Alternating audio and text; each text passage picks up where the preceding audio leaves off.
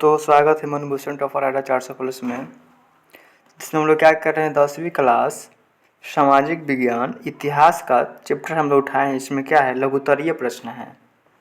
क्या है, 10वीं क्लास के लिए जो 2025 में जो एग्ज़ाम होने वाली है उसके लिए क्या है, लघुत्तरीय प्रश्न है जो बहुत इम्पोर्टेंट है, जिसको हम क्लियर करेंगे और समझने की कोशिश करेंगे कि किस प्रकार से प्रश्न है, किस प्रकार के ये इम्पोर्टेंट प्रश्न है, इसको हम लोग देखने की कोशिश करेंगे।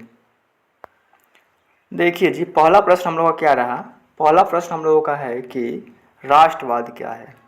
क्या हम लोग पढ़ना है, राष्ट्रवाद क्या है। तो क्या कहेंगे जी कि राष्ट्रवाद समान अर्थों में राष्ट्रवाद का अर्थ अपने राष्ट्र के प्रति सोच और लगाव की भावना का विकास करना है। दूसरे अर्थों में राष्ट्रवाद एक ऐसी भावना है जो किसी विशेष भौगोलिक, सांस्कृतिक, सामाजिक परिवेश में रहने वाले लोगों में एकता की वाहक बनती है। ठीक है, ये हम लोग क्वेश्चन क्या था, राष्ट्रवाद क्या है, इसका हम लोग क्या प्रश्न उत्तर इसका हो गया। कहता है कि जर्मनी के एकीकरण की बाधाएं क्या थी। तो इसका उत्तर हम लोग क्या करेंगे कि जर्मनी के एकीकरण में निम्नलिखित प्रमुख बाधाएं थी। क्या था जी, लगभग 300 छोटे राज्य। दूसरा पॉइंट क्या है, इन राज्यों में व्याप्त राजनीतिक, सामाजिक, धार्मिक विषमताएं हैं। और तीसरा पॉइंट क्या है कि राष्ट्रवाद की भावना का अभाव है। ऑस्ट्रिया का हस्तक्षेप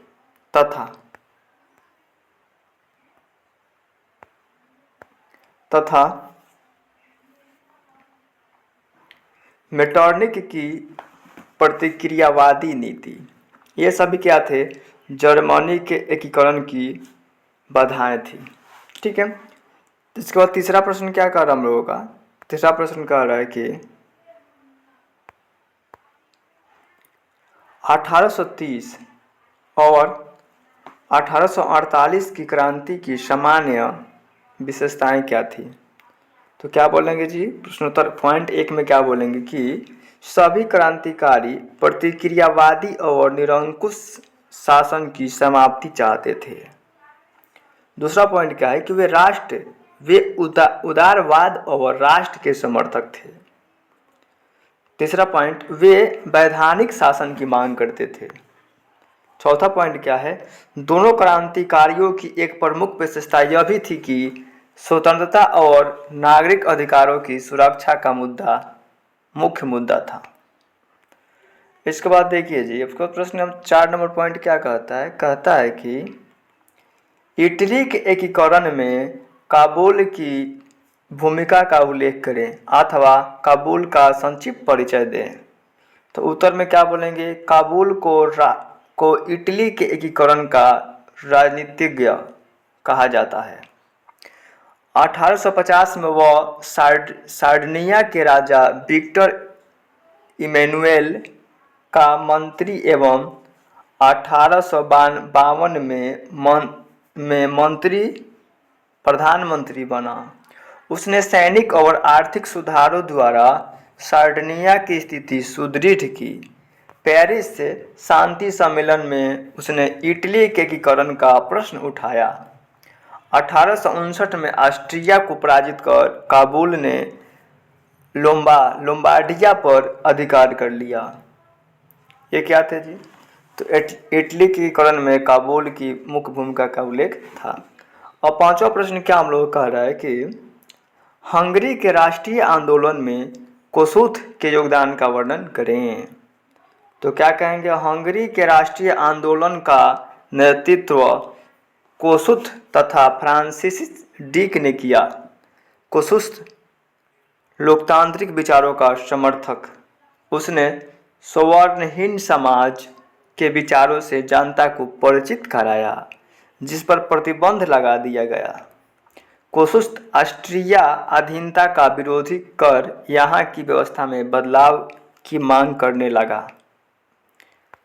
इसके बाद छठा प्रश्न हम लोग कह रहा है कि लौह एवं रक्त की नीति क्या थी। लौह एवं रक्त की नीति क्या थी। तो क्या कहेंगे, लौह एवं रक्त की नीति का प्रतिपादन बिस्मार्क ने किया था।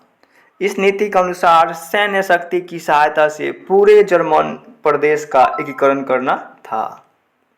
7वां प्रश्न कहता है कि जर्मनी का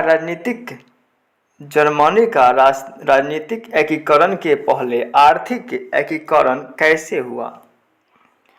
तो उत्तर में क्या बोलेंगे कि 1815 से 48 के मध्य जर्मनी में औद्योगिकीकरण की पृष्ठभूमि तैयार हो गई। कोयला खनिज उद्योग का विकास हुआ, रेल लाइन का प्रसार हुआ। 1834 में प्रासा की पहल पर जलवेराइन शुल्क संघ की स्थापना हुई। इस प्रकार जर्मनी का राजनीतिक एकीकरण के पहले आर्थिक एकीकरण शुरू हुआ। प्रश्न कहता है कि जर्मन राइन महासंघ की स्थापना किसने किया। तो क्या बोलेंगे, जर्मन राइन महासंघ की स्थापना नेपोलियन ने की। तो प्रश्न कहता है कि मेजनी कौन था, उसका मुख्य उद्देश्य क्या था। तो क्या बोलेंगे, मेजनी को इटली के एकीकरण का पैगंबर या मसीहा कहा जाता है। वह साहित्यकार गणतांत्रिक विचारों का समर्थक, योग्य सेनापति था। अपने गणतंत्रवादी उद्देश्यों के प्रचार के लिए उसने 1831 में यंग इटली की स्थापना की। मेजनी का उद्देश्य ऑस्ट्रिया के प्रभाव से इटली को मुक्त कराना तथा संपूर्ण इटली का एकीकरण करना था। उसके बाद देखिए प्रश्न कहता है कि मेटरनिख कौन था, यूरोपीय इतिहास में वह क्यों विख्यात है। तो क्या बोलेंगे, मेटरनिख ऑस्ट्रिया का चांसलर था। वह घोर प्रतिक्रियावादी, क्रांतिकारी के संदेशों का कट्टर विरोधी एवं पुरातन व्यवस्था बनाए रखने का समर्थक था। उसने जिस प्रकार की व्यवस्था यूरोप में स्थापित की उसे मेटरनिख व्यवस्था कहा जाता है। अपनी इसी व्यवस्था के कारण वह पूरे यूरोपीय इतिहास में विख्यात है। मेटरनिख युग क्या है। तो क्या बोलेंगे जी, मेटरनिख ऑस्ट्रिया का चांसलर था। वियना कांग्रेस के द्वारा यूरोप में नेपोलियन युग का अंत हुआ और मेटरनिख युग की शुरुआत हुई। मेटरनिख घोर प्रतिक्रियावादी तथा राष्ट्रवाद एवं गणतंत्र का विरोधी था। 1848 की क्रांति के द्वारा मेटरनिख युग की समाप्ति हुई। उसका प्रश्न कहता है हम लोग क्या 12 नंबर प्रश्न कहता है कि यूरोप में राष्ट्रवाद को फैलाने में नेपोलियन बोनापार्ट किस प्रकार सहायक हुआ। तो क्या बोलेंगे उत्तर में कि यूरोप में राष्ट्रीयता की भावना के विकास में फ्रांस की राज्य क्रांति के पश्चात नेपोलियन के आक्रमण ने महत्वपूर्ण योगदान दिया। फ्रांसीसी क्रांति ने राजनीतिक को अभिज्ञात वर्गीय परिवेश से बाहर कर उसे अखबारों, सड़कों और सर्वसाधारण की वस्तु बना दी। यूरोप के कई राज्यों में नेपोलियन के अभियानों द्वारा नवयुग का संदेश पहुंचा। नेपोलियन ने जर्मनी और इटली के राज्यों को भौगोलिक नाम की परिधि से बाहर कर उसे वास्तविक राजनीतिक रूपरेखा प्रदान की, जिससे इटली और जर्मनी के एकीकरण का मार्ग प्रशस्त हुआ। दूसरी तरफ नेपोलियन की सुधारवादी नीतियों के कारण फ्रांसीसी प्रभुत्व और आधिपत्य के विरोध यूरोप में देशभक्ति पूर्ण विक्षोभ भी जगा। उसका प्रश्न कहता है हम लोगों का क्या कि विलियम प्रथम के बगैर जर्मनी का एकीकरण बिस्मार्क के लिए असंभव था कैसे। तो क्या बोलेंगे उत्तर में, विलियम प्रथम प्रासा का राजा था। विलियम प्रथम प्रासा का राजा था कि ऑस्ट्रिया और फ्रांस को पराजित किए बिना जर्मनी का एकीकरण संभव नहीं है। 1862 में विलियम प्रथम ने जर्मनी के एकीकरण के उद्देश्य को ध्यान में रखकर महान कूटनीतिज्ञ बिस्मार्क को अपना चांसलर नियुक्त किया। बिस्मार्क का मानना था कि जर्मनी की समस्या का समाधान प्रशा के नेतृत्व में रक्त और तलवार की नीति से होगा। अतः विलियम प्रथम बिस्मार्क को चांसलर न बनाया होता तो बिस्मार्क के लिए जर्मनी का एकीकरण असंभव प्रतीत होता। 14वां प्रश्न कहता है कि क्या है प्रश्न, यूनानी स्वतंत्रता संग्राम के परिणामों का उल्लेख करें। तो क्या बोलेंगे, 1932 में यूनान को एक स्वतंत्र और संप्रभुत्व राष्ट्र घोषित कर दिया गया। यद्यपि इस प्रक्रिया में गणतंत्र की स्थापना नहीं हो सकी, परंतु एक स्वतंत्र राष्ट्र के उदय ने मेटरनिक की प्रतिक्रियावादी नीति को गहरी ठेस लगाई। प्रतिक्रियावादी के विरुद्ध राष्ट्रवाद की विजय हुई। यूनानियों के विजय से 1830 ईस्वी की क्रांतिकारियों की प्रेरणा मिली। यूनानी स्वतंत्रता आंदोलन के परिणाम स्वरूप बाल्कन क्षेत्र के अन्य ईसाई राज्यों में भी राष्ट्रवादी आंदोलन आरंभ करने की चाह बढ़ी। 15वां प्रश्न कहता है कि वियना कांग्रेस की क्या उपलब्धियां हैं। वियना कांग्रेस की क्या उपलब्धियां हैं, तो क्या बोलेंगे जी, वियना सम्मेलन की मुख्य उपलब्धियां थी, क्या थी, नेपोलियन द्वारा पराजित राजवंशों की पुनः स्थापना का प्रयास किया गया। प्रासा और स्पेन में बुर्बो राजवंश को फिर से स्थापित किया गया। फ्रांस में लुई 18वां को राजगद्दी सौंपी गई। इटली में ऑस्ट्रियाई राज परिवार को सत्ता सौंपी गई। नेपोलियन द्वारा स्थापित 39 राज्यों के जर्मन महासंघ को भंग नहीं किया गया। इस प्रकार वियना व्यवस्था द्वारा यूरोप में राजनीतिक परिवर्तन कर पुरानी सत्ता को बहाल किया गया। तो प्रश्न कहता है कि पूंजीवाद क्या है। प्रश्न हम लोग का क्या हो गया, पूंजीवाद क्या है। तो क्या बोलेंगे जी, पूंजीवाद एक ऐसी व्यवस्था है जिसमें उत्पादन के सभी कारखानों तथा विपणन में पूंजीपतियों का अधिकार होता है। ऐसी व्यवसाय पैमाने पर उत्पादित पूंजीपति अपने निहित स्वार्थ के लिए करते हैं। उसका प्रश्न कहता है कि समाजवाद क्या है। क्या है जी, तुम लोग पढ़नी क्या है।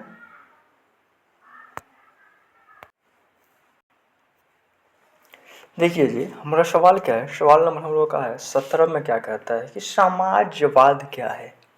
समाजवाद क्या है, इसमें क्या उत्तर क्या करेंगे कि समाजवाद एक ऐसी विचारधारा है जिसने आधुनिक काल में को एक नया आयाम दिया है। समाजवाद उत्पादन में मुख्यतः निजी स्वामित्व की सामूहिक स्वामित्व या धन के समान वितरण पर जोर देता है। यह एक शोषण उन्मुक्त समाज की स्थापना करना चाहता है। इसी क्या बोलते हैं, समाजवाद बोलते हैं। अब देखिए जी, नई आर्थिक नीति मार्क्सवादी सिद्धांतों के साथ कैसे समय थी। तो क्या बोलेंगे कि समाजवादी व्यवस्था में व्यक्तिगत संपत्ति की अवधारणा नहीं थी, परंतु लेनिन के तत्कालीन परिस्थितियों को ध्यान में रखते हुए किसानों को जर्मनी का स्वामित्व दिया। व्यक्तिगत स्वामित्व में उद्योग चलाने का भी अधिकार नई आर्थिक नीति में दिया गया। स्पष्टतः यह नीति साम्राज्यवादी सिद्धांत के साथ समझौता थी, परंतु इससे सोवियत संघ की अर्थव्यवस्था में सुधार हुआ। कहता है कि स्टालिन, क्या कहता है जी कि स्टालिन कहता है कि स्टालिन का परिचय दें। तो क्या बोलेंगे, लेनिन के बाद सत्ता का स्टालिन के हाथों में आई। सोवियत संघ ने विकास के लिए उन्हें 3 पंचवर्षीय योजनाओं द्वारा औद्योगिकीकरण को बढ़ा दिया, कृषि शिक्षा में सुधार किया तथा श्रमिकों की स्थिति को बेहतर बनाने का प्रयास किया। साथ ही उसने नीति बनाई जिससे स्वाधिकार शासन की स्थापना हुई। रूस की संसद को क्या कहते हैं। रूस की संसद को ड्यूमा कहते हैं। कहता है रूस की क्रांति, डायट होना चाहिए, ठीक है। रूस की क्रांति किसके नेतृत्व में हुई थी? तो क्या बोलेंगे जी कि रूस की क्रांति किसके नेतृत्व में हुई थी? तो 1917 ईस्वी की रूसी क्रांति बोल्शेविक दल के नेता लेनिन के नेतृत्व में हुई थी। रूस की क्रांति ने पूरे विश्व को प्रभावित किया। किन्हीं दो उदाहरणों को स्पष्ट करें। क्या बोलेंगे कि रूस की क्रांति ने पूरे विश्व को प्रभावित किया। इसके उदाहरण इस प्रकार हैं। इस क्रांति के पश्चात श्रमिक और सर्वहारा वर्ग की सत्ता रूस में स्थापित हो गई तथा इससे अन्य क्षेत्रों में भी आंदोलन को प्रोत्साहन मिला। रूसी क्रांति के बाद विश्व भाईचारा के स्तर पर दो खेमों में विभक्त हो गया, पूर्वी यूरोप और पश्चिमी यूरोप। द्वितीय विश्व युद्ध के पश्चात पूंजीवादी विश्व तथा सोवियत रूस कर शीत युद्ध की शुरुआत हुई और आगामी 4 दशकों तक दोनों खामा के बीच हथियारों की होड़ जारी रही। प्रश्न इसका उत्तर कहता है कि रूस में कृषि दासता की प्रथा किस वर्ष समाप्त हुई? तो बोलेंगे कि रूस में कृषि दासता की समाप्ति जार अलेक्जेंडर द्वितीय के द्वारा 1861 ईस्वी में हुई। उसका प्रश्न कहता है, प्रश्न क्या कहता है कि अक्टूबर क्रांति क्या है? तो उत्तर में क्या बोलेंगे? 1917 में रूस में जो क्रांति हुई उसे अक्टूबर क्रांति अथवा बोल्शेविक क्रांति के नाम से जाना जाता है। यद्यपि यह क्रांति 7 नवंबर 1917 को हुई थी नई ग्रेगोरियन कैलेंडर के अनुसार, ठीक है। परंतु पुराने रूसी कैलेंडर के अनुसार वह दिन 25 अक्टूबर 1917 था। इसीलिए बोल्शेविक क्रांति अक्टूबर क्रांति की क्रांति भी कहलाती है। कहता है कि शीत युद्ध से आप क्या समझते हैं? तो क्या बोलेंगे? शीत युद्ध प्रत्यक्ष युद्ध न होकर वाक द्वंद्व द्वारा एक दूसरे राष्ट्र को नीचा दिखाने का वातावरण है। इस द्वितीय विश्व युद्ध के पश्चात पूंजीवादी राष्ट्र और रूस के बीच इस प्रकार का शीत युद्ध चलता रहा। उसके बाद है कि क्रांति से पूर्व रूसी किसानों की स्थिति कैसी थी? तो क्या बोलेंगे? रूस में जनसंख्या का बहुसंख्यक भाग कृषक ही थे, परंतु उनकी स्थिति तथा जनसंख्या का बहुमान अत्यंत दयनीय थी। कृषि दासता समाप्त कर दी गई थी, परंतु किसानों की स्थिति में कोई सुधार नहीं हुआ था। उनके पास पूंजी का अभाव तथा करों के बोझ से दबे हुए थे। प्रश्न कहता है कि सर्वहारा वर्ग किसे कहते हैं? तो क्या बोलेंगे? सर्वहारा वर्ग का वैसा वर्ग है, सर्वहारा वर्ग वैसा वर्ग है जिसमें किसान, मजदूर, आम गरीब लोग शामिल होते हैं। मार्क्स के अनुसार सर्वहारा वर्ग मजदूरों श्रमिकों का वर्ग था, जो सुविधा विहीन वर्ग जिसे कोई अधिकार प्राप्त नहीं था। यह पूंजीपतियों के द्वारा शोषित तथा उपेक्षित वर्ग था। 1881 ईस्वी में जार अलेक्जेंडर द्वितीय की हत्या किसने की? रूस के शासक जार अलेक्जेंडर द्वितीय की हत्या 1881 ईस्वी में निहिलिस्टों ने कर दी।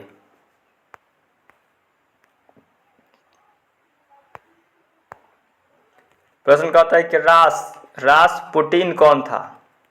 रासपुटिन जार निकोलस द्वितीय का गुरु था। रासपुटिन जार निकोलस द्वितीय का गुरु था, जो एक भ्रष्ट, बदनाम तथा रहस्यमय पादरी था। खूनी रविवार क्या है? तो क्या बोलेंगे कि रूस में 9 जनवरी 1905 ईस्वी को लोगों का समूह रोटी दो के नारे के साथ सड़कों पर प्रदर्शन करते हुए सेंट पीटर्सबर्ग स्थित महलों की ओर जा रहा था, परंतु जार की सेना इस निहत्थे लोगों पर गोलियां बरसाई जिसमें हजारों लोग मारे गए। इसीलिए इस दिन को रूस में खूनी रविवार के नाम से जाना जाता है। प्रश्न कहता है कि रॉबर्ट ओवेन का संक्षिप्त परिचय दें। तो क्या बोलेंगे कि रॉबर्ट ओवेन का संक्षिप्त परिचय दें। तो क्या बोलेंगे कि इंग्लैंड में समाजवाद का प्रवर्तक रॉबर्ट ओवेन को माना जाता है। इंग्लैंड में औद्योगिक क्रांति के परिणाम स्वरूप श्रमिकों के शोषण को रोकने हेतु आवेन ने क्या है जी आवेन है क्या है ये आवेन ने एक आदर्श समाज की स्थापना का प्रयास किया। उसने स्कॉटलैंड के न्यूयॉर्क नामक स्थान पर एक आदर्श कारखाना और मजदूरों के आवास की व्यवस्था की। इसमें श्रमिकों को अच्छा भोजन, आवास, उचित मजदूरी देने की व्यवस्था की गई। ये क्या था? रॉबर्ट ओवेन का संक्षिप्त परिचय दें। तो ये हम लोग का क्या है उसका आंसर था। कहता है कि माइली गांव हत्याकांड का परिचय दें। क्या कहता है कि माइली गांव हत्याकांड का परिचय दें। तो क्या बोलेंगे जी माइली दक्षिण वियतनाम का एक गांव था जहां के लोग वियतनाम के समर्थक मानकर अमेरिका सैनिक ने पूरे गांव को घेरकर पुरुषों को मार डाला, औरतों तथा बच्चियों को बंधक बनाकर कई दिनों तक सामूहिक बलात्कार किया, फिर उन्हें मारकर पूरे गांव में आग लगा दिया। अमेरिका सेना की बर्बरतापूर्वक कार्रवाई की संपूर्ण विश्व में आलोचना हुई। संपूर्ण विश्व में इसकी आलोचना की गई। कहता है कि होचिन मिन के संबंध में लिखें। होचिन मिन के संबंध में जानकारी लिखें। तो क्या बताया जाएगा कि होचिन मिन समाजवाद से प्रभावित था। उन्होंने 1925 ईस्वी में वियतनाम क्रांतिकारी दल का गठन किया एवं फ्रांसीसी साम्राज्यवाद से लड़ने के लिए कार्यकर्ताओं के सैनिक प्रशिक्षण की व्यवस्था भी की। 1930 ईस्वी में राष्ट्रवादी गठों को एकत्रित कर वियतनाम सांग डेंग अर्थात वियतनामी कम्युनिस्ट पार्टी की स्थापना की गई। विश्वव्यापी आर्थिक मंदी एवं फ्रांसीसी सरकार की क्रूरता के कारण होचिन मिन ने राष्ट्रवादी आंदोलन को तीव्र कर दिया। अब प्रश्न क्या कहता है कि फ्रांसीसियों ने मेकांग डेल्टा में नहरों को क्यों बनवाई, इसका क्या परिणाम हुआ। तो क्या बोलेंगे? फ्रांसीसियों ने कृषि के विस्तार के लिए मेंगा डेल्टा क्षेत्र में सिंचाई की सुविधा के लिए नहर बनवाई। सिंचाई की सुचित व्यवस्था उपलब्ध होने से धान की खेती और उत्पादन में आश्चर्यजनक वृद्धि हुई, जिसके परिणाम स्वरूप 1931 ईस्वी तक वियतनाम विश्व का तीसरा चावल निर्यातक देश बन गया। प्रश्न कहता है कि जिनेवा समझौता के प्रावधानों का वर्णन करें। तो क्या उत्तर में बोलेंगे कि 1954 के जिनेवा समझौता के द्वारा इंडो चीन के लाओस और कंबोडिया स्वतंत्र कर दिए गए। दोनों राज्यों में संबंध राजतंत्र संसदीय व्यवस्था लागू की गई। वियतनाम का विभाजन अस्थायी रूप से 2 भागों में कर दिया गया। पहला भाग था उत्तरी वियतनाम, दूसरा था दक्षिणी वियतनाम। दोनों राज्यों की विभाजन रेखा 17वीं समानांतर बनाई गई। उत्तरी वियतनाम में होचिन मिन की कम्युनिस्ट पार्टी सरकार को मान्यता दी गई। दक्षिण वियतनाम में बाओ दाई सरकार बनी रही। यही व्यवस्था की गई। 1956 में पूरे वियतनाम के लिए चुनाव कराया गया। ये देखिए हम लोग का ये सवाल बहुत इंपॉर्टेंट है, काफ़ी इंपॉर्टेंट प्रश्न है। कहता है कि रासायनिक हथियारों नापाम एवं एजेंट ऑरेंज का वर्णन करें।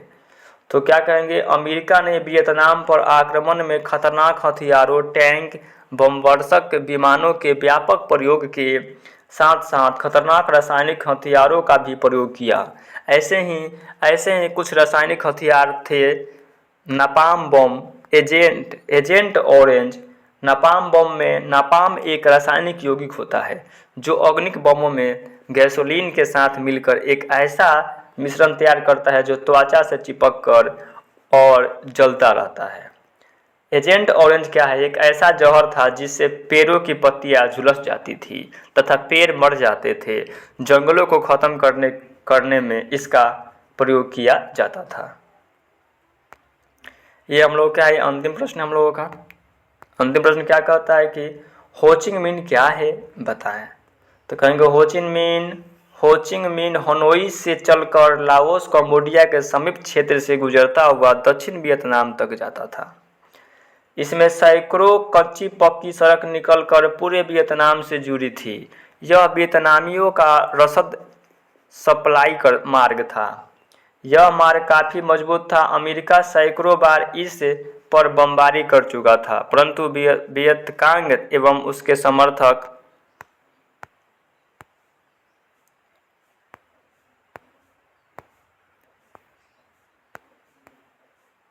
क्या होगा जी कि